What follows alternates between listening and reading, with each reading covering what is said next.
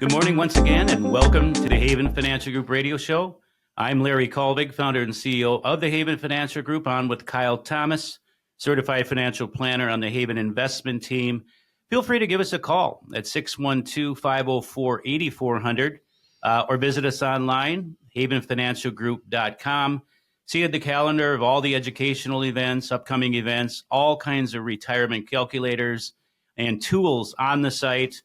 We have a great community website as well where we like to share pictures and information of other retirees that are maybe in the same position you are. So, if any of this information sounds valuable, come on in and visit with us. There's no cost to do it, and you might find it very, very invaluable.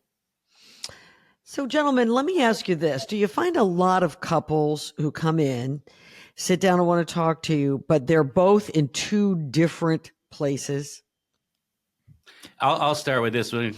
In all the years that I've done this, you bring emotions, you bring personalities into play, you bring money into play, and then maybe you bring a marriage or a partner into play. Wow, that can get very, very interesting. And there's not enough time for this show, but lots of interesting stories where they didn't even know what each other had, married for 40 years, and they had no clue of what the other one had. We can give you thousands of stories, but for the sake of time, we're not going to. These relationships can get very strained.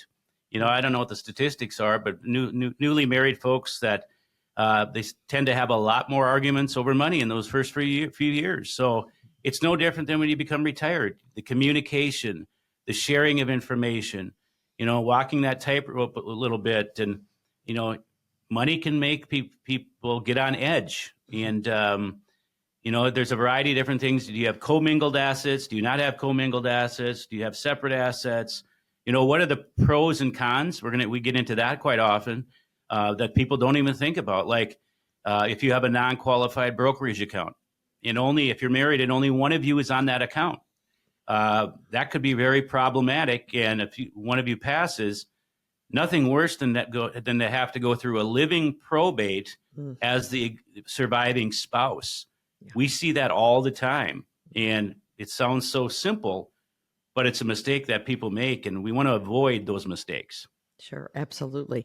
Well, I think it is probably amazing that couples can be married for a lifetime and they get to retirement and maybe they see money differently. And it's at this point that they realize that.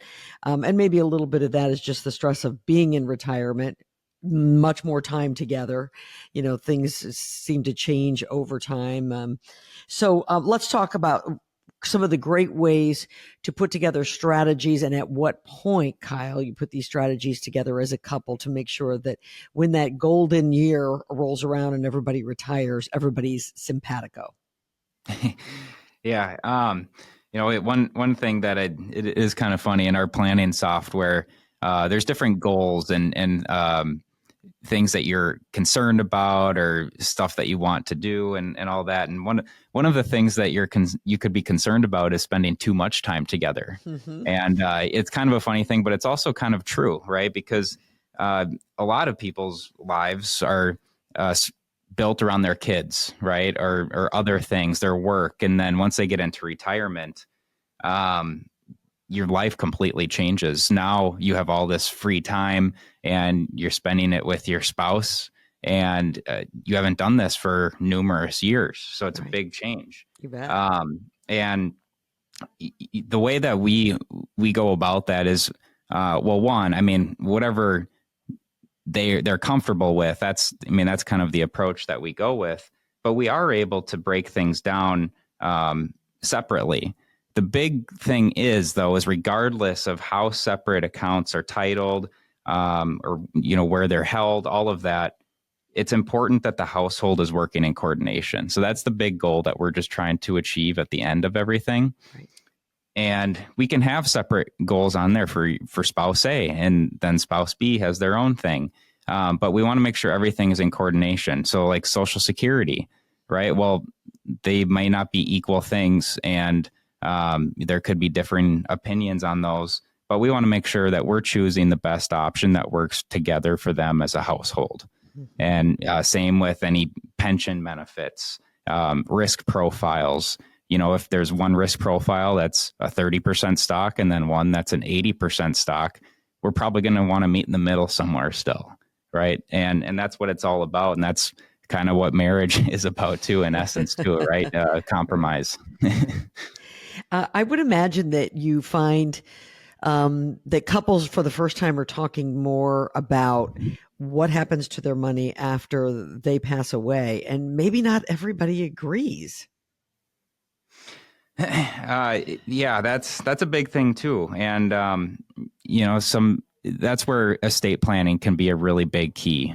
And each spouse, for their IRAs, you can name beneficiaries outright, however you want that to be. But then, other accounts like a non-qualified account, an individual account, you want to have some more estate planning done with those and have it in a trust or something like that, because that's where you can get a little more creative in how those accounts are then paid out to beneficiaries. Or if there's a joint account, that's where it all comes down to that compromising again and making sure that the goals are aligned. Because in the end, goals should be aligned in a marriage like that. And we just want to make sure that we're making everyone happy and that we can come to the table and be on the same page together. What we want to avoid, though, is I see this scenario way too often where couples are not in agreement, whether it be beneficiaries or what have you, and it allows them not to make any decision whatsoever. Right. I call that decision-making constipation. Nothing gets decided and we got problems, and then they make no decisions. When I don't think most listeners are going to want the government, taxes, lawyers, probate to be the beneficiary just because you couldn't make some decision. Estate planning also can change. So start somewhere to get somewhere. It's why so many people don't have wills or a trust or powers of attorney, yet everybody's talking about it. Yet 20, 30 years later, you're still listening and you don't have it. And right. Again, that's not trying to be funny. It's serious because oftentimes, life happens quickly. Life's calendar doesn't always cooperate with our calendar often. And something happens, you're not prepared. And as we're speaking to couples or partners in this situation, I mentioned it in previous weeks that if you are together, both of you should be involved. Mm-hmm. And I've said it before that for some reason this year, I have met with more widows and widowers that lost a loved one and had no involvement in anything that was going on, whether it's investments, insurance, estate plan, all these things. And now they're left holding the keys to something they don't have a clue how to drive, mm-hmm. and don't even know where to start. And anybody knows when you lose a loved one, that is not the time to try to be figuring it out. So as much as sometimes spouses don't want to be involved and they let the other one do it, caution, caution, caution. At least have some awareness and understanding so you're not left out in the cold like so many that I visited with this year. So Larry, is that the biggest problem that you see with couples when it comes to finances, or is there something else that's a really common problem that, you seem to hear about when couples come in on a regular basis? What is that, the biggest, issue that maybe you see? Because maybe people listening can relate and will realize that there is a way to overcome it.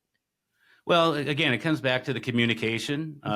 Maybe if you're married, one spouse just handles it all and takes care of it, and the other one lets them, and they just don't let themselves in. Well, I don't need to worry about it because he's been doing it for 40 years. Right. Yeah, I know, but there might not be another 40 years. Mm-hmm. So we want to make sure we're prepared. We want to make sure things are titled properly. I see sometimes people put kids' names as owners on checking accounts and stuff like that. Probably not a good idea. Maybe signer is okay, but ownership, I'd be very cautious. Yeah. So it's just a variety of do's and don'ts and things that we consistently see. They're pitfalls and mistakes. But by having conversations, ongoing conversations, most of these can be avoided. So again, any type of relationships has to have good communication. Without the communication, you're going to have hiccups, disagreements, and maybe some of those strategies just are not going to work out the way you want them to. Sure, absolutely.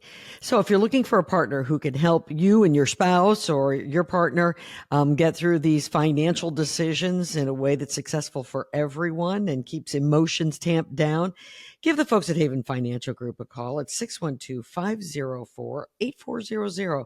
612-504-8400 is the number. Let them know that you heard us right here on the radio. When we come back, financial advisors and managing let me try that again. Financial advisors and managing emotional decisions. That's what we're going to talk about when we come back right here on the Haven Financial Group Radio Show.